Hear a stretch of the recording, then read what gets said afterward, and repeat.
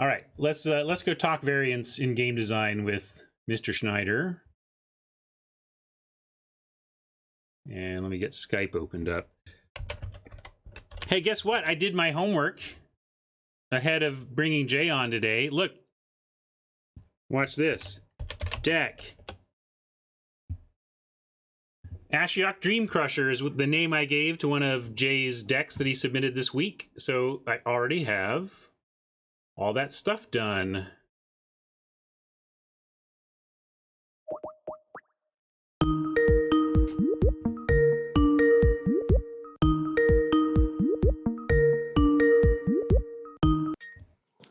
Hey, Ryan. Hey, Jay. Welcome.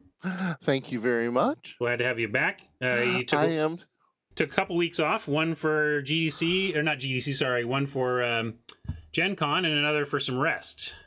Absolutely. It was a crazy time period. As I've mentioned with you before, I do a lot of work with Catalyst, and if y'all haven't noticed, they're about to end up a $2 million Kickstarter. It may break the top 100 Kickstarters of all time. Nice. And that's for? That's for BattleTech. I guess I should probably pop out the link for it. Let me just grab it for you. It's a race. It is. It's the Clan Invasion Kickstarter. I win. Here okay. It is. Just under 1 million. We have sort of an over-under on 10,000 backers or not. Wow, I'm going to get in on this. It is absolutely crazy. Congrats. And the other thing is that Shadowrun 6 launched, and I'm doing work with that too.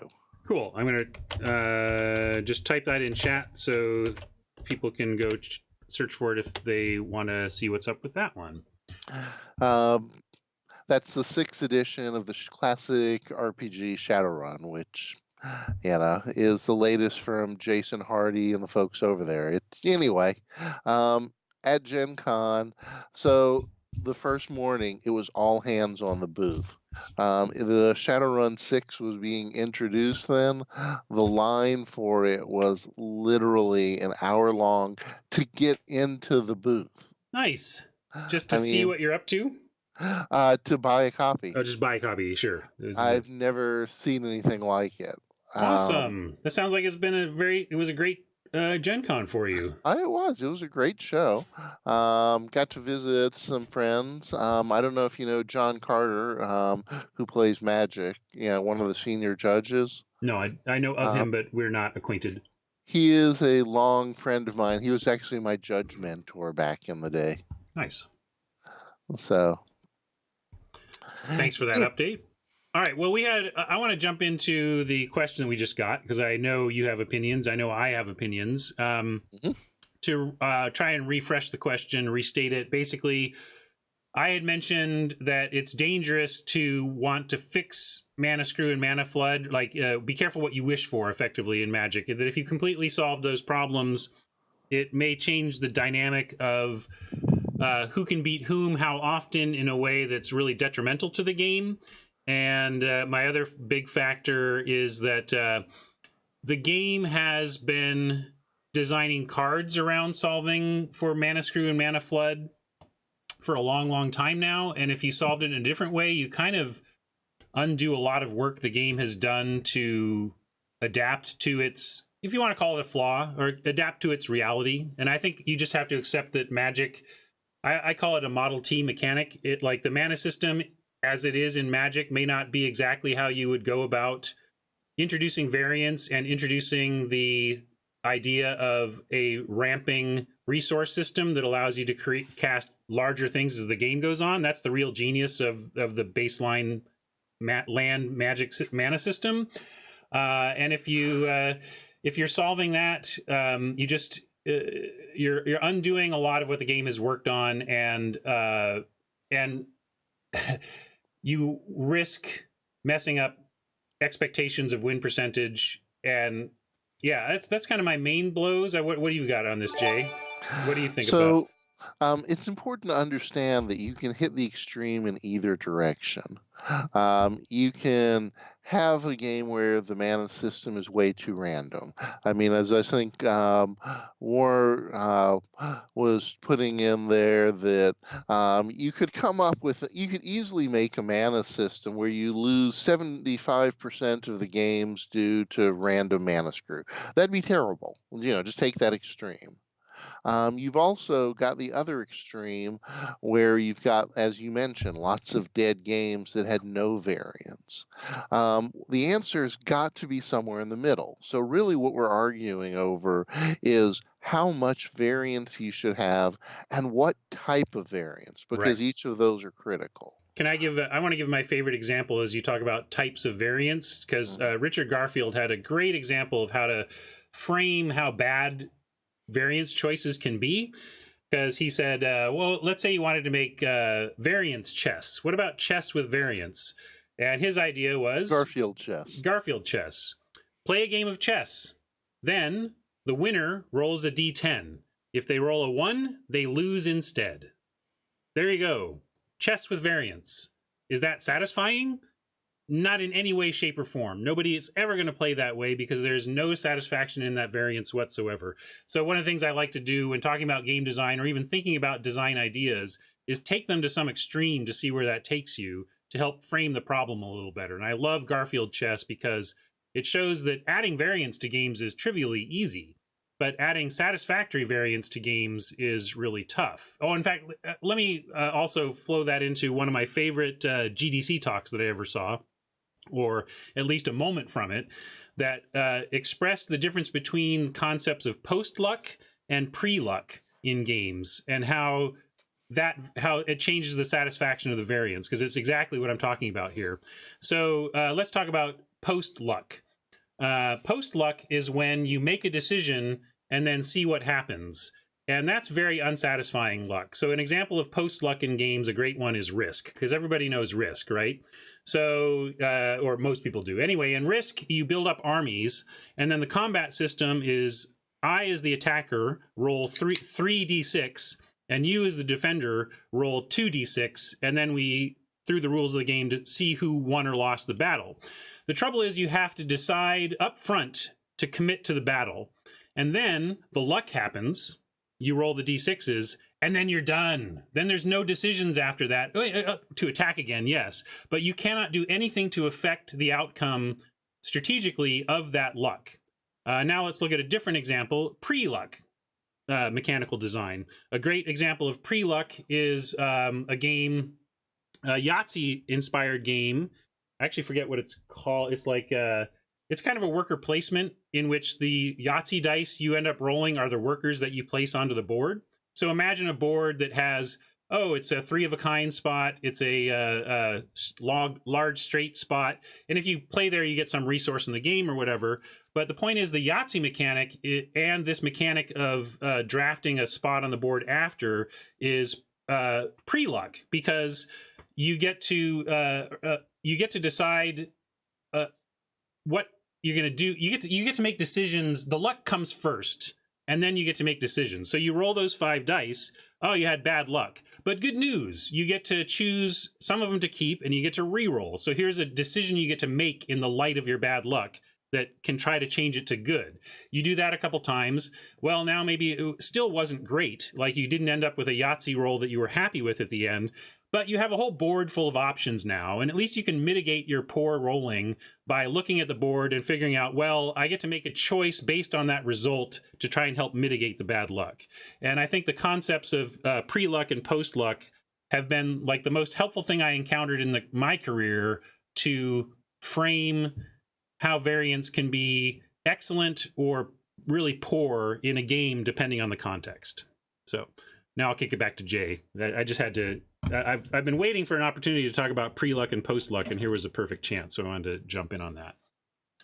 And that's, I certainly agree. I mean, when you use randomization is as important as having it.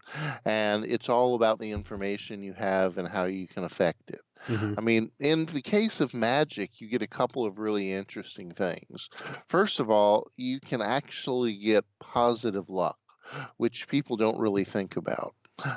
You have expected mana draws. You expect you're going to draw 3 or 4 mana. Hmm. And because of the shape of the randomization curve, that happens most of the time. But you know how sweet it is when you draw a perfect mana that exactly fits your curve or your draws? You hit the land exactly at the right time.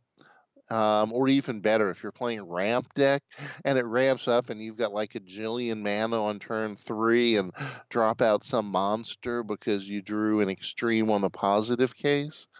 That's really important to have the positive end. As you were mentioning with the discussions of being able to impact what happened, it's because of your deck design, but so you feel like you deserved that because you were smart enough to either design the right deck or to play it. And that goes into the factor as well. I Hmm. mean, you do have the issue of you can have, and I think what most people would say is, well, you lose too high a percentage of the games from mana screw. And that's often a factor of several things. As weird as it sounds, I've found certain formats people dislike the mana system more with. And that actually seems to be based on how fast the format is. A format that's a little more forgiving, where you're not being pushed against something that's going to goldfish on turn 3, is allows for a more variant mana system. Yeah, A like slightly clunky mana is not going to hurt you in M14 draft like it would in Zendikar draft. That's exactly right. I mean, if I believe it was Zendikar or a couple in that time period where whoever hit the 6 land first won, because at 6 you dropped out a monster, Hmm. and that was game over if you were first, because it was really first swing to win. And um, but also a lot of format, if right now, if you don't drop and hit your Wrath of God mana and you're playing control against creatures right now, you're just dead. I mean, you can't, it's almost inconceivable to think against, the current red decks skipping a land draw Right. early on. Yeah, you're But just scoop it up. but back in the early days, I mean, sometimes people would miss 2 or 3 land draws before hitting their 4th for Wrath of God. And it was just, not that big of a deal. Right. And that's part of why Sly was good. It just punished It stumbles. absolutely. Um, and let me say that when I had the chance to adjust the mana system, I did change it. So I was dealing in the M10 era, but Duels of the Planeswalker, I gave people 2 free mulligans because I wanted them to have a more comfortable initial strategic choice. Sure. I also felt like since I was dealing with a less experienced audience, they needed to be encouraged to mulligan more because it's hard to mulligan. Yeah, I you mean, look at those sweet cards, and I have to make my hand worse potentially, or yeah, right. So I use 7765431. yeah, You had 2 sevens in there. yeah. And I wonder if did you get pushback because it's one of the things you're trying to do with a game like that is teach people what real Magic is, and so then they have this thing to unlearn and relearn if they go to the store. But I suppose at that point, victory, that person is going to the store, right? And Well, I was arguing that I didn't want to lose people because you do. And one of the worst things is new players. The whole thing that you were talking about having, pre-luck versus post-luck requires information. It also actually requires understanding. And my audience was almost my audience, at least that I was concerned about, didn't have understanding. I was dealing with an acquisition audience, mm-hmm. and they wouldn't know about how to apply information anyway. I mean, the whole mulligan system is an attempt to modify the issues with, having a bad mana draw. Yeah. and my audience wasn't going to know how to use it. So if you also remember, Duels had hints on the original, and it had an AI, and I had set the AI to give mulligan advice. Yep. Um, so, I mean, I did do it differently in all fairness, but that was based on audience and format. Right. Although fundamentally, you would not change. You would not like try to overhaul Magic's mana system to be. Or let's take here's a good example that somebody posed. You know, Croker says an example is playing Magic with 2 decks, lands and non-lands, and the choice to draw from either whenever you would draw a card. I had a coworker in R&D who had elementary school children learning to play Magic, and that's how they played, and they all loved it because mana struggles were so frustrating for these new young Magic players that he's just like, well, let's just make that not an issue. And of course, that's a benefit for his win percentage because he's better than them. And that's the real problem here. You can come up with a lot of ways to fix the feel bad baked into Mana Screw and Mana Flood, but you change the win percentages, tilting it heavily towards experienced players, and you may break the game that way. And again, you undermine all of the work that's gone into mitigating it as part of the game systems. And in fact, you undermine especially the green color pie. Like part of green's job in Magic is to be better at mitigating mana issues than the other colors. So if you decide to revise the rules to just, okay, here's how it's going to work. It's the land pile or whatever. Well, then what do you need green for as much anymore? So it's just very dangerous when you've got a game with this kind of legacy and this kind of stability to think that you're going to make it better by, quote, fixing this thing that ends up actually killing the golden goose. So you got to be really careful. Yeah. What? Let's see. That's a good place to stop that. I did want to call out. Let's see. There was one person. Tekken Shaman wants to know. Yeah, I love Rhett Miller. I think the old 97s and Rhett Miller are great. Rhett Miller and AC Newman of the New Pornographers, and there's just these indie rock songwriters that I think write songs that are as beautiful and gorgeous and amazing as anything Paul McCartney has ever come up with, but the nature of musical exposure sometimes comes down to luck and timing or whatever, and so you get geniuses like Rhett Miller who just don't get a lot of awareness because he didn't get lucky in the industry or whatever. It's kind of funny that way. It's not Castles of Burgundy that I was talking about. It was more of a space game, like space colonization game that used the Yahtzee style dice roll into worker placement.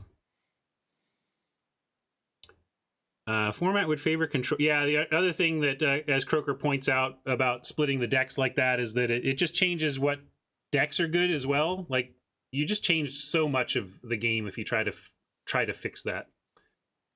All right. I would actually throw in it also dramatically would change the rock, paper, scissors of aggro control combo. Yeah, that's kind of what Croker was following as well. He said the format would favor control because it would be harder to punish greedy decks. And yeah, that's the thing. Like, red would be now like, wait, some percentage of my wins as mono red was crushing the player that had a greedy mana base and stumbled. And now, anyway. I could go look. I know I got the game on my shelf. It's not Roll for the Galaxy, but Alien Frontiers. That's it. Thank you, Fiddles. It is Alien Frontiers.